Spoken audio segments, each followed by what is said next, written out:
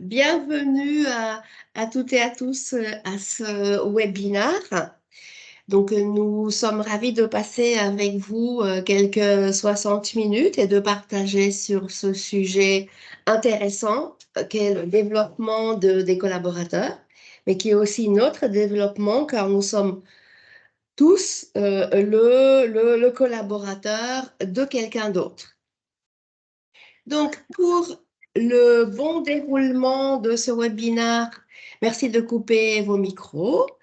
Et bien évidemment, ce webinaire sera enregistré et mis à disposition en replay sur notre site DVA Talent Développement. Bien évidemment, on pourra aussi vous l'adresser directement par mail puisque vous nous avez laissé vos adresses mail. N'hésitez pas à utiliser le chat pendant la présentation pour poser des questions ou partager vos remarques ou exemples de situations que vous avez vécues. Donc, avant d'entrer dans le vif du sujet, qui sommes-nous? Donc, nous sommes les 3 représentantes de DVA Talent Développement, spécialisées dans l'évaluation et le développement des soft skills des managers et des leaders. Nous sommes toutes coachs et je me suis amusée à faire un peu la moyenne du nombre, de nos nombres d'années d'expérience dans le conseil en ressources humaines, et c'est 25-26 ans. Donc Aurélie, est-ce que tu peux nous dire un peu plus sur notre métier, donc sur le métier de DVA Talent Développement? Bien sûr. Alors, DVA, qu'est-ce que l'on fait? En synthèse, on agit sur 2 axes, hein. Tout d'abord, l'axe, individuel où, l'objectif est d'accélérer le développement des managers et des leaders, chez nos clients. Donc ça se passe à travers différentes solutions, qui sont listées ici, l'Assessment Center et toutes ses déclinaisons. Formation, le coaching, orienté solution, les feedbacks 360 et des bilans. Et puis sur l'axe, plus collectif, là l'objectif est de soutenir les équipes, les organisations et dans des contextes de transformation. Alors transformation, on pense souvent, malheureusement aux réductions d'effectifs, plans sociaux. Ça peut être un contexte, mais ça peut aussi être des contextes de croissance. Donc là, à travers différents dispositifs comme le coaching d'équipe, des ateliers d'intelligence collective, du co-développement, de l'analyse de pratique et des groupes de travail sur des thématiques, variées qui sont co-construites, avec, nos clients. Nicole, pardon, quelqu'un voulait intervenir? Non, c'est bon, je crois. D'accord. Alors Nicole, peux-tu, voilà, nous présenter le programme de ce webinaire? Bonjour à tous. Donc, le programme ce matin, premier point, pratique managériale, quoi de neuf? En fait, beaucoup de choses de neuf, on le sait tous, avec des attentes de collaborateurs qui sont différentes, une relation au travail qui bouge, des évolutions dans l'entreprise et des évolutions sociétales. Donc, beaucoup d'attentes différentes. Et nous, on va se focaliser aujourd'hui sur le feedback, mais on verra que c'est quelque chose qui est inscrit dans un champ beaucoup plus large. Et on a pour ce faire, on va vous présenter les outils clés du manager développeur, ne pas hésiter à s'outiller et à finalement être plus accompagné dans cette approche de manager développeur. On va donc vous parler de quelques bonnes pratiques et ce qu'on appelle nous des tips and tricks. Et donc finalement, on a été vigilante dans ce webinaire pour vous apporter des solutions pratico-pratiques. Et puis, on vous dira aussi à la fin comment DVA peut vous aider autour de cette notion de feedback. Alexandra, je te passe la parole, si tu veux bien, pour évoquer cette notion de pratique managériale, quoi de neuf? Alors, on dit que, et on le constate tous les jours, que les attentes des équipes envers leurs managers évoluent dans un contexte de mutation sociétale importante et de recherche accrue de sens. On parle de cette posture de manager coach qui répondrait aux attentes des équipes et des collaborateurs. Ce manager qui accompagne son équipe dans la réalisation des objectifs fixés en créant les conditions nécessaires au bon fonctionnement du service et à l'épanouissement professionnel de chacun. Donc, les 5 compétences clés qui ressortent, le plus attendu aujourd'hui par les salariés et les équipes, selon notre benchmark, sont bien évidemment motiver et inspirer ses équipes en partageant clairement la vision et la stratégie pour donner du sens. C'est aussi déléguer, parce que quand on délègue, c'est une marque de confiance qu'on adresse à nos collaborateurs. C'est aussi savoir communiquer, c'est-à-dire écouter, dialoguer en toute transparence les informations, les données essentielles à la performance et en même temps à l'épanouissement.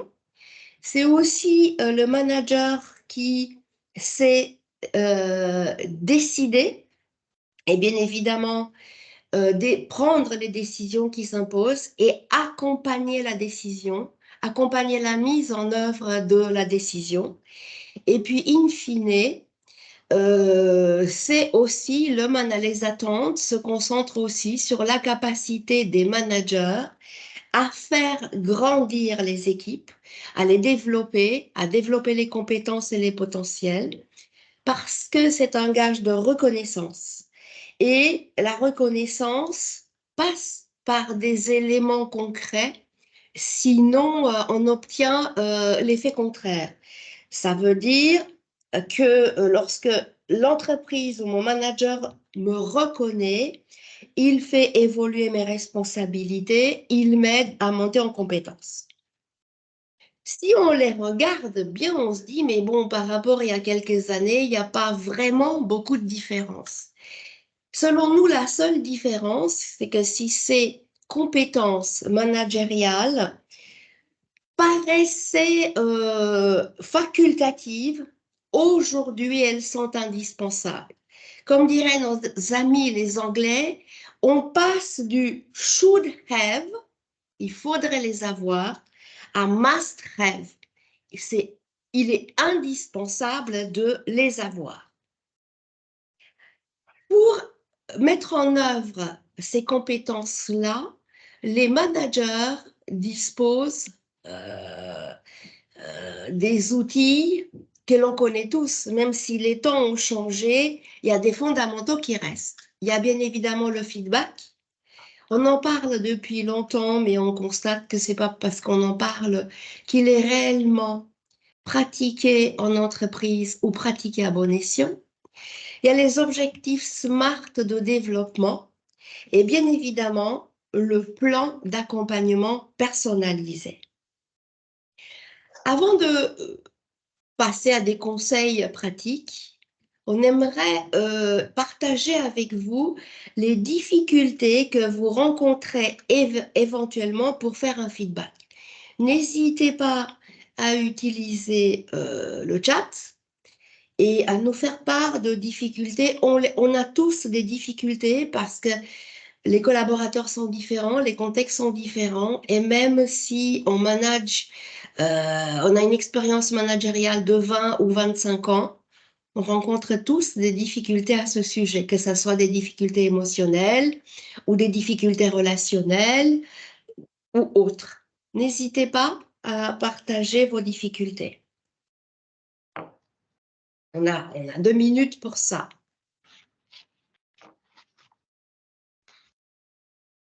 Aurélie, tu pourras nous lire au fur et à mesure que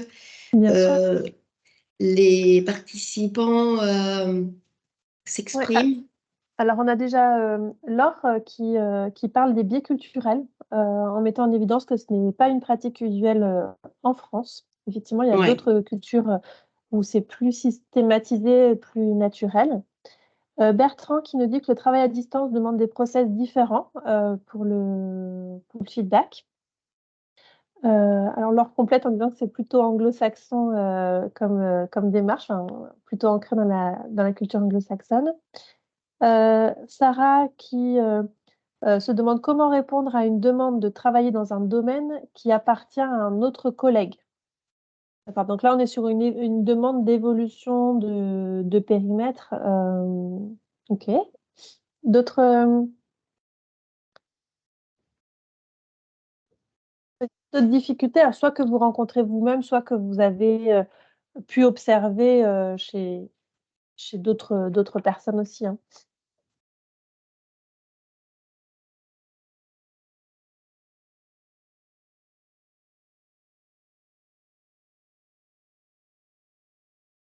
Comment gérer la personne qui est souvent absente pour raisons personnelles et génère du travail pour les coéquipiers? Mhm.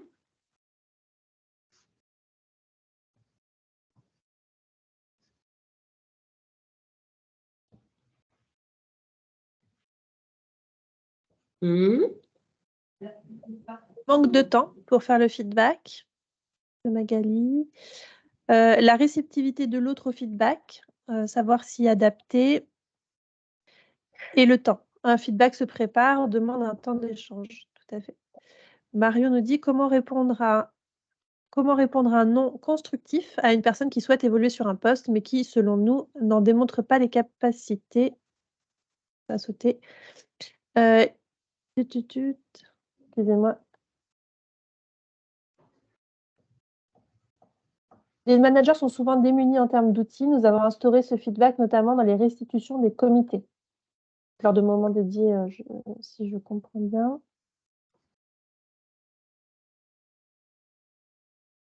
Il est difficile d'évoluer en grade au sein du Conseil de l'Europe, donc une des institutions des personnes présentes. Comment répondre à la frustration d'être coincé dans un grade? Ensuite, on a trouvé le bon équilibre entre dire aux gens quoi faire et les laisser trouver leur propre chemin. Quand on doit signaler quelque chose qui ne va pas, parlons-nous toujours de feedback. Est-ce qu'un feedback doit toujours être positif? Comment donner un feedback à une personne qui a des difficultés à communiquer de manière constructive et ouverte? Bertrand nous dit qu'il faut préciser la notion de feedback. Ce sera l'occasion effectivement de ce webinaire. Et enfin, question de courage managérial.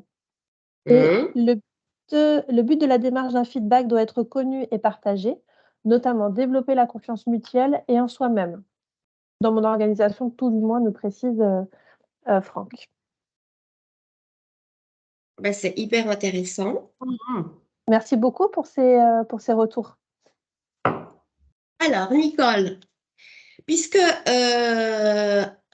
c'est Bertrand qui souhaite avoir des précisions sur ce qu'est le feedback, ça tombe bien parce que justement, Nicole va essayer de répondre à cette question et de clarifier cette question. Bon, c'est très intéressant toutes les questions là parce qu'on voit que cette notion-là, c'est un véritable sujet pour nous les managers, pour nous les collaborateurs. Vous l'avez dit, c'est aussi un peu culturel et on voit nous avec nos clients qu'ils nous disent aussi dans l'entreprise on a du mal à bouger parce qu'on ne fait pas assez de feedback, parce que les feedbacks sont mal reçus. Et c'est entre autres pourquoi on a décidé de faire ce webinaire aujourd'hui. Donc, dans les types de feedback, on a d'abord le feedback positif, finalement, qui est celui qui pourrait être le plus simple. Et on a quelquefois même des gens qui nous disent, des collaborateurs qui nous disent, mais même quand je fais bien, on ne me le dit pas. J'aurais juste envie qu'on me dise que je fais bien. Puis, on a un manager qui répond à cela, faire bien, c'est normal. Eh bien, non, c'est pas ça. Faire bien, c'est pas normal. Et faire un feedback positif, c'est faire des compliments, c'est des compliments sincères et personnalisés. On en a besoin pour gagner en confiance, pour se positionner dans notre structure. Un feedback positif, c'est dire les choses avec aussi des éléments concrets et pas dire uniquement bah, tu fais bien le job. On entre dans les détails, on dit tu fais bien le job parce que tu gères le projet, tu le planifies et on va commencer à entrer dans des éléments plus concrets. Quand je dis tu gères le projet, tu le planifies, vous verrez, on va en parler beaucoup ce matin, on commence à utiliser des verbes et à expliquer pourquoi on trouve que tu fais bien les choses. En fait, dans ce feedback positif aussi, on encourage à continuer et c'est un levier de, de confiance en soi, en fait. Et c'est extrêmement important. Et le feedback positif peut être fait sans trop de préparation d'ailleurs, et peut être fait le plus souvent possible. En face de ça, on a un feedback développant qui, lui, est un peu plus complexe, parce que il est complexe parce que c'est pas un feedback négatif, mais c'est un feedback qui va prendre en compte les pistes de développement. Le feedback développant se prépare et on dit nous souvent que c'est un cadeau. Là aussi, c'est un levier de développement, mais c'est un cadeau, en fait. Et on va dire à notre collaborateur ce qui va et ce qui ne va pas et pourquoi. En fait, on va lui permettre d'avoir une prise de conscience. On pourrait donner l'exemple de tu délivres, oui, bien sûr, tu es dans l'action, mais tu pourrais, excusez-moi, tu pourrais déléguer quelques missions à tes collaborateurs, ce qui te permettrait, toi, d'avoir du temps pour prendre du recul. Et en fait, on va dire ce qui ne va pas en s'appuyant sur des faits concrets et significatifs et avec, et ça c'est important, une intention de développement. Le fil est ténu dans un feedback comme celui-ci entre finalement être un peu sur le reproche et un jugement de valeur, et puis quelque chose qui est autour d'une vraie intention de développement. Et donc, pour ce faire, on le prépare vraiment et on prend du temps pour s'appuyer sur des exemples concrets et s'exprimer avec respect. Alors, Alexandra, tu parles de feedback ou de jugement. Et bien, c'est ce qu'on vient un peu d'évoquer. Sur la gauche, on a des feedbacks positifs sur le comportement et des feedbacks positifs aussi et développants sur le comportement. On a la notion de faire qui apparaît ici. Et donc, cette notion où on utilise des verbes, où on montre que dans ce contexte-là, voilà ce qu'il a fait en positif et voilà ce qu'il a fait avec les limites que ça représente. Il est important de rester sur cette notion-là avec, on voit en bas à gauche un cadre rouge où on est là cette fois-ci sur le jugement de valeur.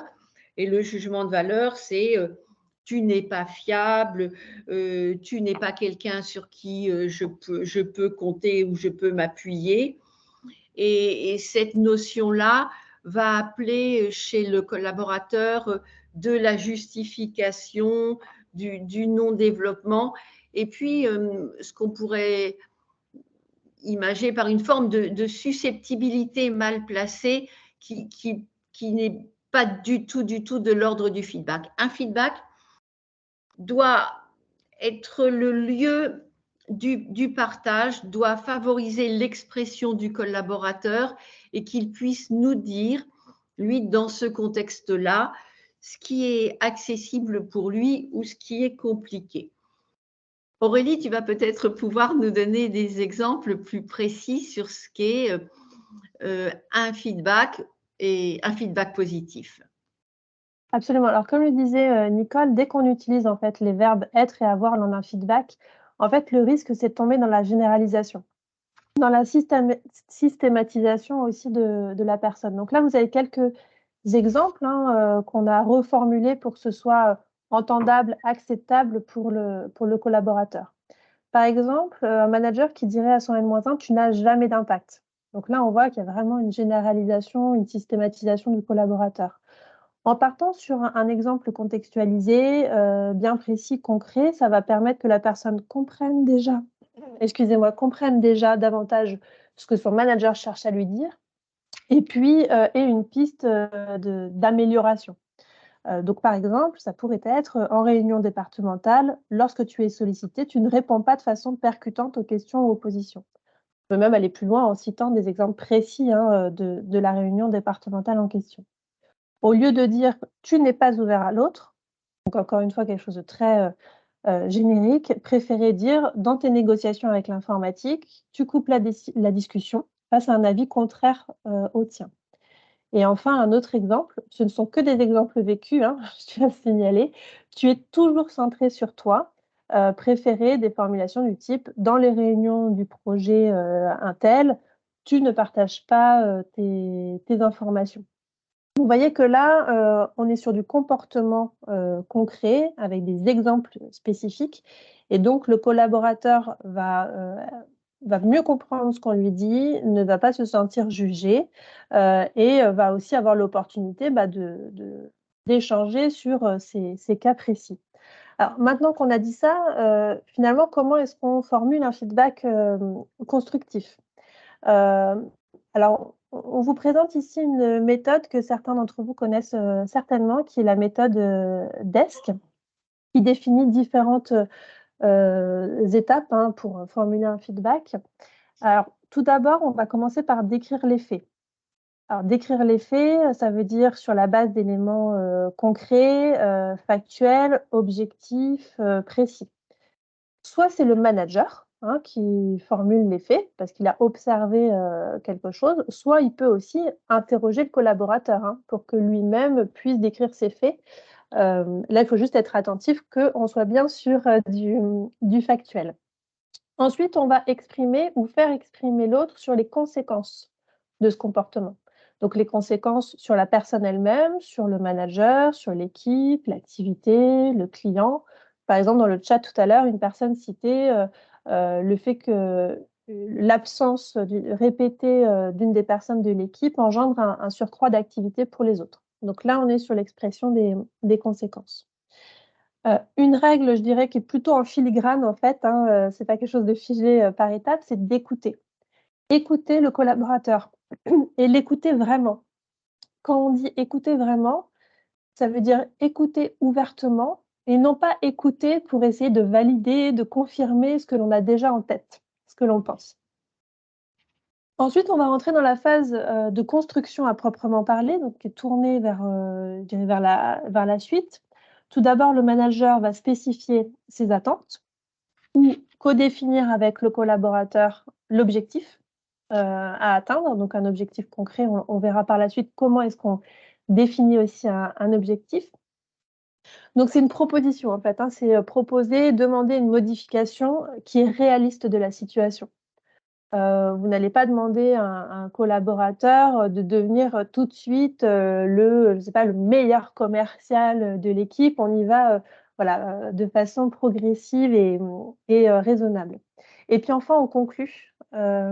Certainement une des phases qui est parfois oubliée et qui est très importante.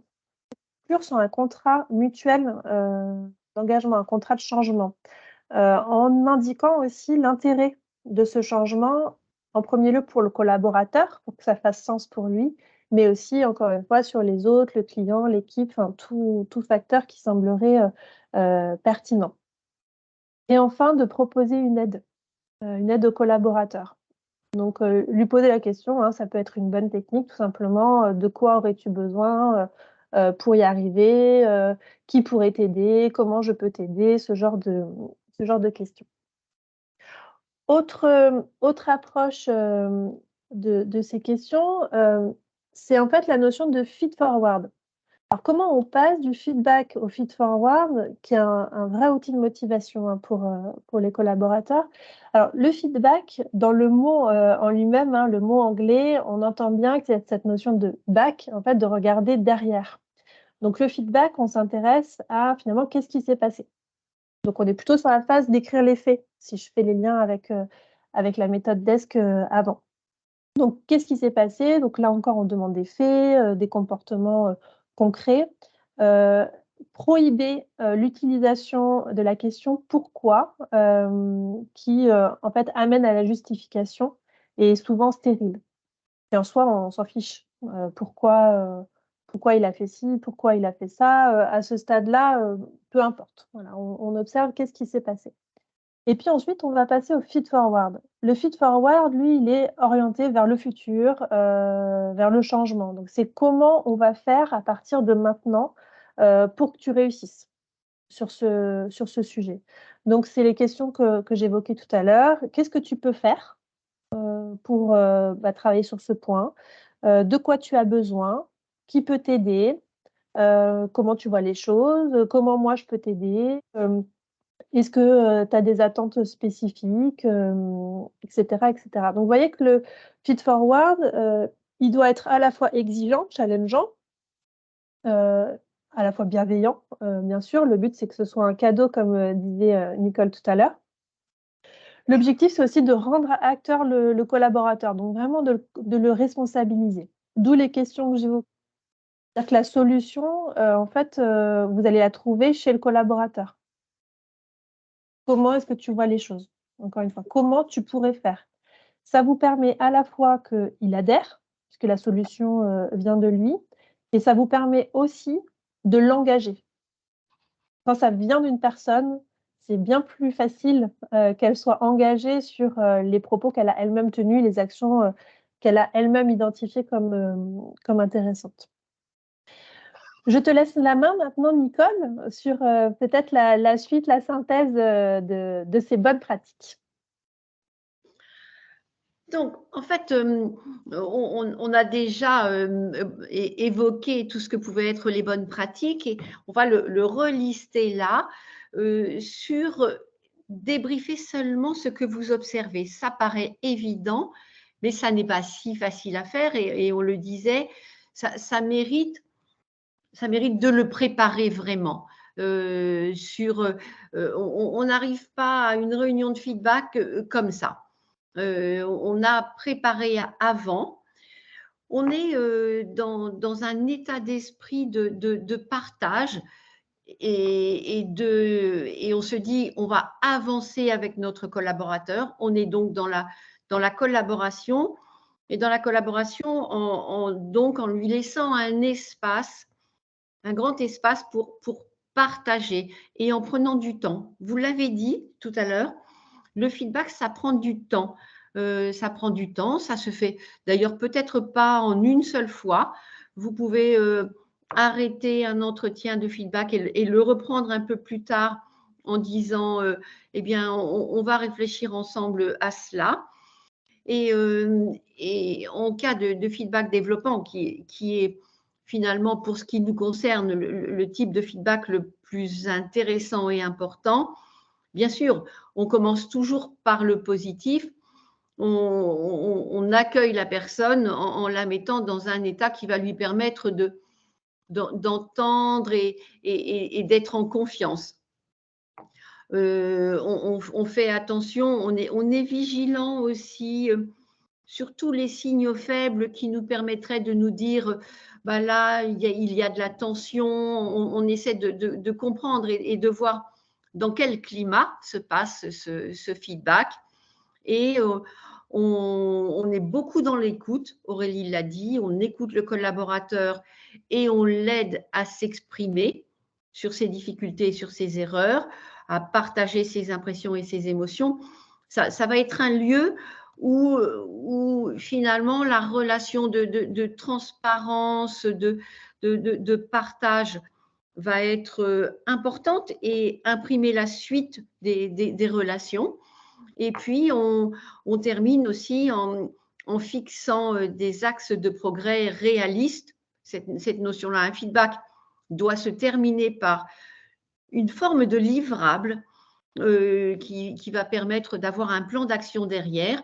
Et puis, on se dira que le feedback est réussi si on a pu quelque part responsabiliser notre collaborateur sur des actions qu'il va mener et sur lesquelles on aura quelques KPI ou quelques points qui nous permettront de nous dire, eh bien, il s'est amélioré et il s'est développé.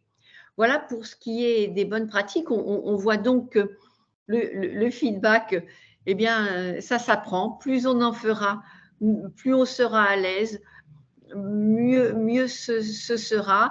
Et puis, là aussi, ça va être l'expérience qui va nous permettre de nous développer dans ce domaine. Alexandra, je te laisse continuer sur tout ce qui va être finalement l'objectif de développement dans ce feedback. Donc, pour que le feedback porte vraiment ses fruits, pour qu'il soit puissant et impactant, il ne faut pas oublier de fixer des objectifs de développement, bien évidemment. Les objectifs de développement, et en général, les objectifs sont de deux sortes, sont des objectifs quantitatifs. On le voit bien, sont plus centrés sur le business, sur l'activité, on va dire au service après-vente, réduire de 10% le temps de traitement des plaintes clients, augmenter le chiffre d'affaires de 15% pour le service commercial, etc. Et il y a ensuite des objectifs qualitatifs qui sont plus centrés ou qui sont centrés tout court sur les soft skills. On l'entend tous, il faut que tu développes ta confiance en toi, il faut que tu développes ton leadership, il faut que tu développes la vision stratégique. Quelqu'un a parlé du courage managérial, il faut que tu développes le courage managérial. Et là, quand on dit ça, j'ai envie de vous dire qu'on s'attaque à une montagne, hein. Si on fixe à quelqu'un, développe ton leadership, développe ta vision stratégique, développe ton courage managérial, on s'attaque à une montagne, ça va nous prendre beaucoup, beaucoup de temps et c'est pas garanti, les résultats ne sont pas garantis. Bien évidemment, on va voir les exemples qu'on va vous expliquer par la suite. On va parler de ces objectifs qualitatifs parce que c'est finalement les objectifs quantitatifs, on les pose assez facilement selon les activités. Mais ce sont les objectifs qualitatifs tournés vers les soft skills qui nous posent en général problème. Donc, les étapes pour fixer, donc pour passer j'ai envie de vous dire, de l'axe de développement, en passant par l'objectif de développement et au plan de développement, c'est tout d'abord fixer des axes de progrès réalistes et travaillables. Je me rappelle, là j'ai vu dans la synthèse de l'entretien annuel, le manager a fixé comme objectif à son collaborateur de renforcer son mental. Donc, je ne sais pas si vous savez le faire. Moi, je ne sais pas par où commencer. Et c'est difficile pour tout le monde. C'est difficile pour le collaborateur. Et c'est surtout difficile pour le manager parce qu'il se complique la tâche lui-même.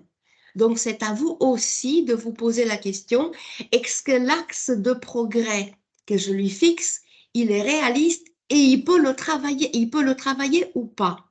Et il doit le commencer où? Etc. Donc, après, c'est traduire chaque axe de progrès en objectif de développement. Mais finalement, qu'est-ce qu'il doit atteindre? Qu'est-ce qu'il doit développer? Une fois qu'on a posé l'objectif de développement global, on va passer par la méthode SMART pour définir ces objectifs intermédiaires, étape par étape, petit à petit. Donc, on parle souvent des petits pas. En matière de soft skills, pour les faire évoluer, les modifier, les développer et les changer, on doit passer par cette technique des petits pas, sinon on revient à la case initiale. C'est pas une question d'intelligence, c'est pas une question de motivation, c'est pas une question d'engagement. Les soft skills fonctionnent comme ça. Il faut du temps et des petits pas. On ne peut pas changer du tout au tout malgré notre volonté et nos efforts. Une fois qu'on a défini ces objectifs intermédiaires, on va définir les actions ou co-définir, bien évidemment, avec le collaborateur. Faites-le travailler maximum. On va co-définir les actions à mener pour chaque objectif intermédiaire et pour quand. Les délais sont importants aussi. Et puis, on va identifier des indicateurs de mesure aussi. Comment le collaborateur saura qu'il a atteint ses objectifs? Qu'est-ce qu'il doit faire pour que moi, manager, je me rende compte qu'il a bien atteint son objectif? Si je lui fixe, je vois parfois dans les réunions tripartites de coaching que l'on fait, on demande au responsable hiérarchique, nous commande le coaching, qui dit pour son collaborateur, il doit développer son courage managérial. Et nous alors, on dit, qu'est-ce qu'il doit faire pour que vous disiez qu'il a du courage managérial? Et là, ça devient plus compliqué. Mais si on fait l'économie de cette question, le collaborateur va travailler du matin au soir, on ne va pas savoir mesurer ce qu'il a fait, il va se décourager et il va y avoir de la frustration, de la motivation, voire de la tension. Juste un rappel, vous le savez, mais pour qu'on soit sûr que l'on parle de la même chose, les objectifs SMART, c'est les objectifs spécifiques, donc précis, mesurables. Je dois voir, le collaborateur doit mesurer par lui-même les progrès qu'il fait avant que le manager le mesure. Des objectifs atteignables et donc acceptés et acceptables, des objectifs réalistes et des objectifs planifiés dans le temps, ces fameux petits pas. Aurélie, est-ce que tu pourrais nous donner un exemple concret de cette démarche, comment on passe de l'objectif au plan de développement? Oui, alors je voudrais qu'on ait le temps d'avoir des questions à la fin, donc je vous le présente de façon synthétique, hein, parce que Alexandra a déjà dit pas mal d'éléments. Donc, on a un exemple d'un manager dont le N-1, directeur maintenance depuis à peu près 6 mois, avait comme axe de progrès défini lors de son entretien annuel prendre du recul. Donc là, comme disait Alexandra, on est typiquement sur un objectif qui est très large, qui est assez générique, donc pas forcément parlant, activable, travaillable. Donc une des méthodes possibles pour clarifier cet objectif, ça va être de descendre au niveau des comportements. Donc en précisant quels sont les comportements qui font dire en fait que cette personne manque de recul. Et là, on va aller sur des indicateurs comportementaux concrets, précis. Vous avez quelques exemples, par exemple, réagit aux problèmes au moment où ils arrivent, se concentre sur l'ici le maintenant, fait à la place des collaborateurs, veut tout contrôler, décide sans forcément réfléchir à l'impact de ses décisions. Donc finalement, tout ça pourrait correspondre à la prise de recul, mais vous voyez qu'on est sur des dimensions différentes. Une autre méthode, c'est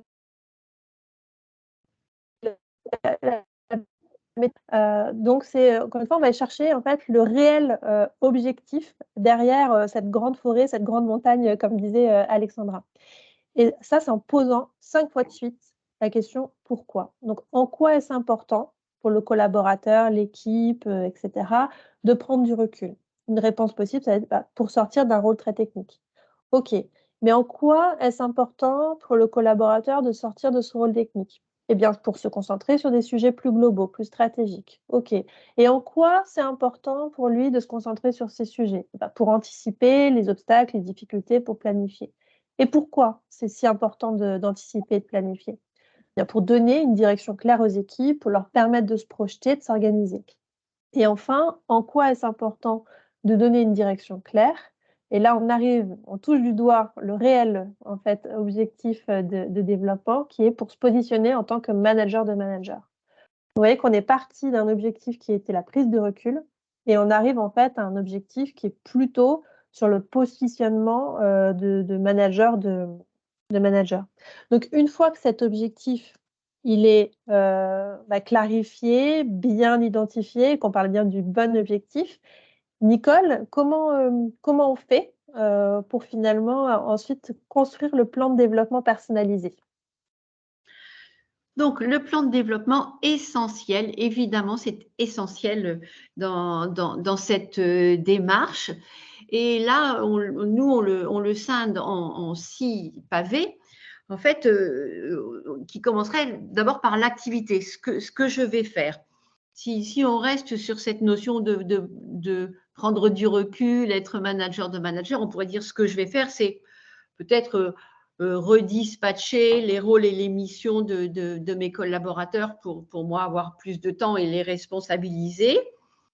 Donc, on reliste bien ce que je vais faire et des activités qui ont du sens et qui nous parlent. En réfléchissant aux obstacles potentiels, ce qui va m'empêcher de le faire, bien, c'est pourquoi je redispatcherai les rôles. J'ai peur que mes collaborateurs n'adhèrent pas. J'ai moi-même un peu peur du vide. Qu'est-ce que je vais faire quand je vais redispatcher mes missions? Donc, quelle solution? Comment je vais dépasser ça? En fait, on y réfléchit. Je vais moi-même m'accorder de nouvelles responsabilités. Et ce qui est important, c'est de mesurer le résultat en se disant comment finalement je vais me rendre compte que j'ai pris du recul. On parle aussi souvent de personnes ressources qui va nous aider parce que dans des actions comme celle-ci, finalement, le soutien, l'accompagnement, le feedback est important. Les personnes ressources, c'est la hiérarchie, la RH, un collaborateur avec qui on a des relations privilégiées. Et c'est intéressant de se dire qui va nous aider parce que là aussi, en travaillant avec les personnes ressources, on se met aussi dans un move de feedback. En fait, finalement, le feedback va être partout et ça devient presque systémique. Et puis, on va évidemment le timer et se dire dans 6 mois, nous allons pouvoir faire un point pour mesurer ce qui a évolué. Pour continuer sur ce plan de développement, on voulait vous donner quelques points en plus. Et ça, on est tous d'accord là-dessus, on construit sur nos forces et non sur ce qui nous manque. C'est parce qu'on aura construit sur nos forces que le reste sera petit à petit comblé. Il nous faut des objectifs clairs. Plus il sera clair, plus il est facilement atteignable. Et ça, c'est extrêmement important de le préciser. Et puis, le développement des soft skills, évidemment, ce n'est pas vraiment une formation sur une technique informatique. Ça mérite de l'entraînement et du temps. Ça mérite un apprentissage par on réussit, on se trompe, on recommence. C'est la technique des petits pas, c'est se réconforter sur des actions que l'on a menées et avec des petits succès. Et c'est oser regarder ça, oser regarder que petit à petit, on a avancé et que dans cette technique des petits pas, eh bien, finalement, on va atteindre la finalité. Mais comment faire? C'est-à-dire qu'au lieu de viser la finalité, on va plutôt lister ce que peut être le chemin pour atteindre cet objectif. Et parce que l'objectif final, il est souvent inatteignable, alors que les étapes intermédiaires, elles, sont accessibles et ça réduit l'écart. Et un exemple pour quelqu'un qui, par exemple, devrait parler devant un auditoire de 100 personnes, comment va-t-il réussir à le faire? Il peut regarder comment les autres font, répéter, le faire d'abord avec un ami, avec un collègue. Et petit à petit, cette mission qui lui semblait inatteignable, il va se rendre compte qu'il est de plus en plus confortable dans cet exercice et qui deviendra une zone de confort. Donc cette notion de palier permet finalement d'accepter de sortir de sa zone de confort et d'atteindre cet objectif. Et pour atteindre cet objectif, finalement, on y arrive comment? En fait, la pédagogie par l'expérience, c'est, notamment sur les soft skills évidemment, c'est 10% de formation, participer à des formations, informations, séminaires, conférences. C'est 70% d'expérience. On apprend par la pratique professionnelle, on apprend sur le terrain, et c'est là où se loge la notion d'essai-erreur, et c'est extrêmement important. Et puis, c'est l'exposition. On développe ses compétences au contact de personnes ayant une expertise dans des domaines précis. C'est une curiosité pour aller plus loin, c'est des échanges, c'est du travail en groupe. Mais on voit bien que cette notion d'expérience est le lieu où on va avoir le développement des soft skills.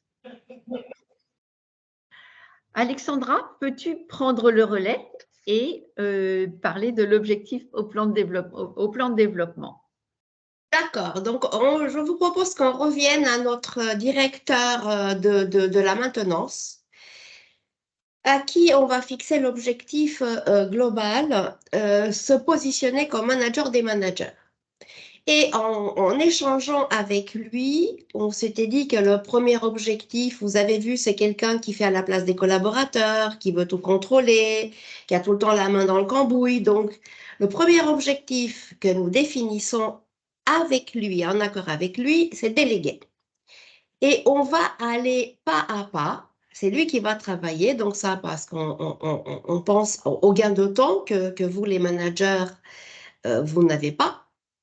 Et on va lui dire, par exemple, on va définir ensemble la semaine numéro 1.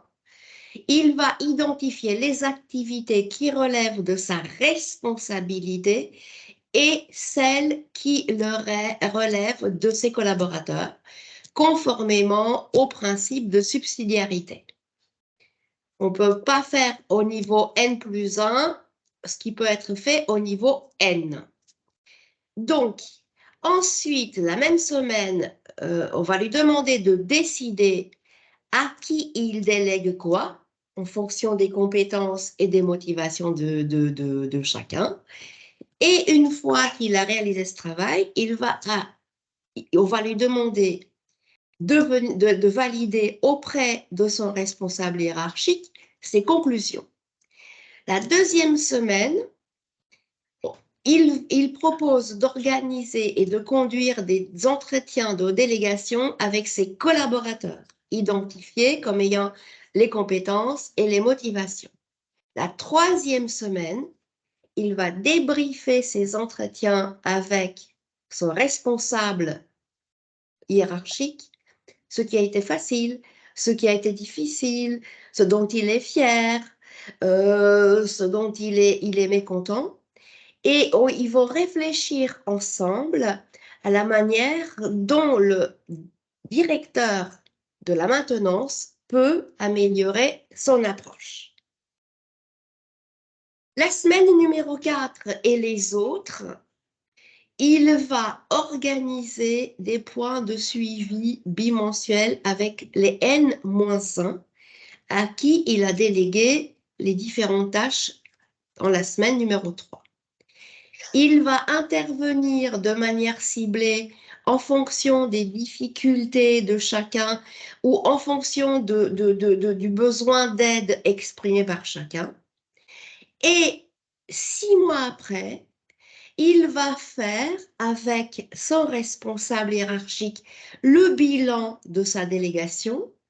Il va demander le feedback de son responsable hiérarchique et ils vont co-décider ensemble de ce qui va être fait pour la suite.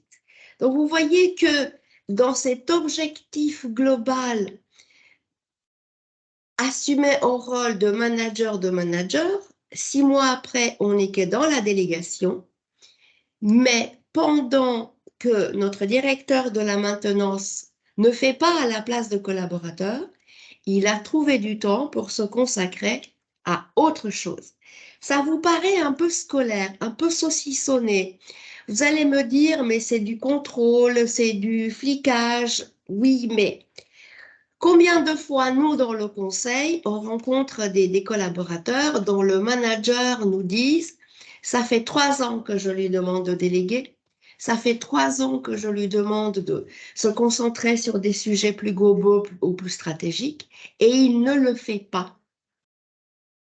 Et vous voyez que là, collaborateurs et managers cheminent ensemble. C'est le manager qui fait le boulot, c'est le responsable hiérarchique qui ajuste, qui valide, qui conseille, qui guide en fonction des résultats du collaborateur. On arrive presque à l'heure de la fin. Et je vais demander à Aurélie de nous dire comment DVA, Talent Développement, peut vous aider pour passer, je dirais, de l'observation du comportement des collaborateurs, comportement efficace ou moins efficace, jusqu'à la coélaboration du plan de développement avec vos collaborateurs. Alors, DVA peut vous aider déjà sur une phase un peu de diagnostic, je dirais, hein, savoir où en sont vos managers ou où vous en êtes vous-même dans ces pratiques. Donc, au travers, par exemple, d'un management center, donc qui consiste en fait à des mises en situation pratiques. Justement, on peut expérimenter le feedback, la construction d'un plan de développement. Des feedbacks aussi 360. Où là, ça peut être intéressant d'avoir des retours aussi de perception de l'entourage professionnel, encore une fois, pour savoir où est-ce que l'on en est. Et ensuite, DVA peut vous accompagner au travers de différentes capsules managériales.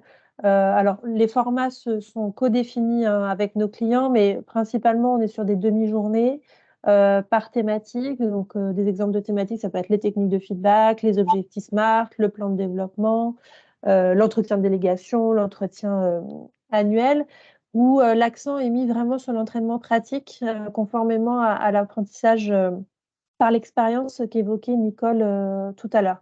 Donc, les capsules managériales, ça peut être à la fois des formations, ça peut aussi être des coachings un peu flash. Là, on est sur la campagne d'entretien annuel au sein de pas mal d'entreprises. Donc, ça peut être par exemple un manager qui doit préparer un entretien annuel, il ne sait pas trop comment faire, comment aborder ces sujets, comment faire le feedback et définir les objectifs pour l'année à venir. Donc, il peut bénéficier d'un coaching court, hein, ponctuel, pour l'aider à préparer ce moment important. Donc voilà, des exemples d'intervention de DVA pour vous aider. Pour aller plus loin, on vous a indiqué quelques conseils de lecture, si ça vous intéresse d'approfondir ces sujets. Vous avez notamment l'ouvrage de Stéphane Moriou sur le feedback, donc l'art de donner et de recevoir du feedback. Donner et obtenir du feedback, là, c'est Didier Noyer. Et enfin, merci pour le feedback de Douglas Stone et Sheila Hinn. Donc voilà, je vous dis, on arrive à Noël, peut-être les vacances, ça peut être l'occasion d'une bonne lecture devant le sapin. On passe Merci à maintenant aux toutes. questions Oui. si vous en avez. Ou des remarques ou des suggestions. Je pense qu'on a encore 2 ou 3 minutes. Alors, il y avait une question qui avait été posée tout à l'heure, enfin une remarque qui disait le feedback positif sur une personne, c'est aussi un jugement de valeur. Alors, effectivement, mais en fait, vous n'avez pas trop de risques. C'est-à-dire que sur le feedback positif, je dirais, vous pouvez vous faire plaisir. allez-y, vous pouvez même utiliser des superlatifs, là, pour le coup. Il y a pas de danger, en fait, hein. C'est vraiment sur le feedback de points plus sensibles où là, il faut être, très attentif, très prudent, dans vos formulations. Mais, enfin, je parle sous le contrôle d'Alexandra et Oui. Nicole, mais, feedback positif, je dirais allez-y, lâchez-vous. Tu as raison.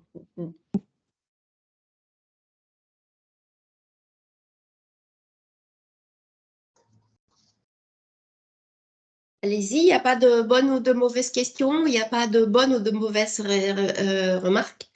On est ici pour partager, pour écouter vos avis. Vous pouvez ne pas être d'accord, on l'accepte aussi, hein.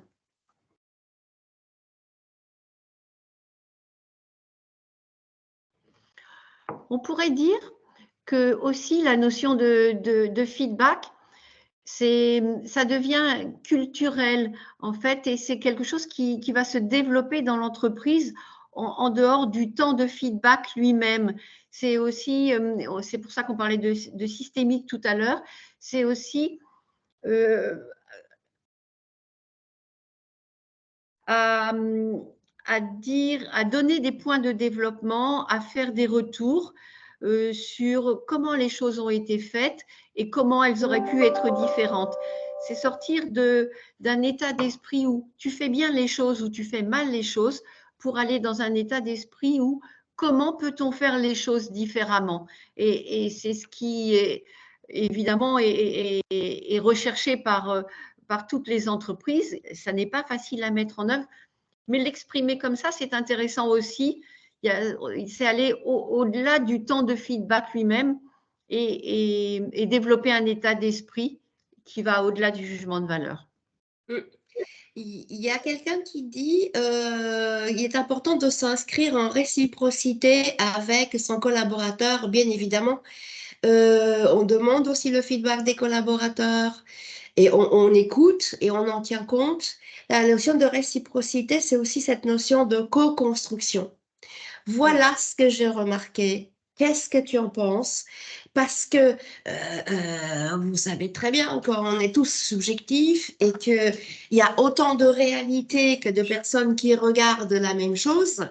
Donc, cette notion de réciprocité, c'est de partager. Est-ce que mon diagnostic, ce que j'ai vu, correspond à ce que tu as fait, à ce que tu as ressenti, est-ce que tu t'es rendu compte? C'est ça aussi. Et bien évidemment, la clé de tout ça, c'est la confiance. C'est la Et confiance. On n'est pas dans... Nous, on ne parle pas de feedback négatif. Pourquoi? Parce qu'on voit très souvent que les gens confondent recadrage et feedback négatif.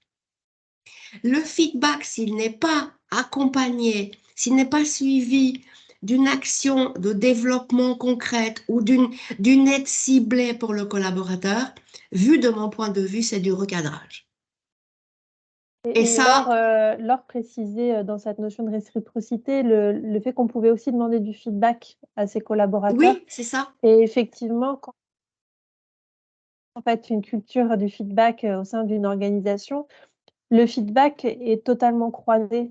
En fait, c'est quelque chose de complètement naturel. Et le fait de demander le feedback, ça donne aussi l'exemple. Regarde, moi, manager, j'accueille ton feedback, je le prends comme un cadeau. Donc, vous voyez, les règles du jeu sont communes, partagées, donc c'est effectivement un bon levier aussi. J'espère que ça va venir parce qu'il j'interviens dans une entreprise, le PDG, il est hyper jeune, 32 ans, avec des méthodes modernes de management, avec la confiance, la transparence, partageant, et il a demandé du feedback à ses collaborateurs. Je peux vous dire que ça a créé une tension, une angoisse, une pression au sein de l'entreprise. Il y avait la queue devant le bureau de la DRH parce que on l'a jamais fait et ça ne se fait pas de donner du feedback à son patron. Donc j'espère que ça va entrer dans les mœurs. Donc commençons déjà à donner du feedback constructif à nos collaborateurs. Vont voir que c'est pas douloureux, c'est vraiment un cadeau et ça les incitera peut-être en retour à recevoir de leur part du feedback. Allons un petit pas. Oui, Laurie? Je voulais juste vous dire au revoir et vous souhaiter de bonnes fêtes de fin d'année.